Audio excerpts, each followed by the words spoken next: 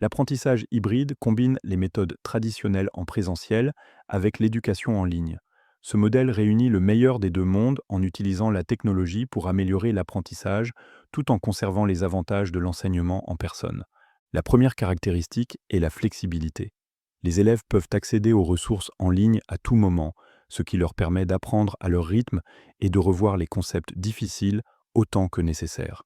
Cette flexibilité favorise des parcours d'apprentissage personnalisés, donnant aux élèves le contrôle de leur parcours éducatif et la possibilité d'adapter leurs études à d'autres engagements. La deuxième caractéristique est la variété des méthodes d'enseignement. L'apprentissage hybride intègre plusieurs stratégies pédagogiques, comme des vidéos, des simulations interactives, des quiz et des forums de discussion. Cette diversité répond aux différents styles d'apprentissage et maintient l'intérêt des élèves en offrant plusieurs façons d'interagir avec le contenu.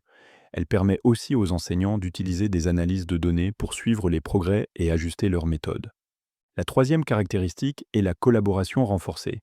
Les plateformes d'apprentissage hybride proposent souvent des outils de communication et de collaboration, tels que des forums et des projets de groupe. Ces outils créent un environnement d'apprentissage collaboratif où les élèves peuvent partager des idées, poser des questions et travailler ensemble, même s'ils ne sont pas au même endroit. Un avantage important est l'amélioration de l'accès à l'éducation. En proposant des ressources en ligne, ce modèle facilite l'accès aux élèves qui ont des difficultés à assister aux cours en présentiel, que ce soit pour des raisons géographiques, financières ou personnelles. Cette inclusivité peut augmenter le nombre d'inscriptions et la participation. Un autre avantage est l'engagement accru. L'utilisation de contenus multimédia et interactifs rend l'apprentissage plus attractif et agréable. Les élèves restent plus motivés et intéressés par la matière, ce qui peut améliorer leurs résultats au scolaire et la mémorisation des informations. Un troisième avantage est le potentiel d'économie. L'apprentissage hybride peut réduire le besoin d'espace physique et de ressources comme les manuels imprimés.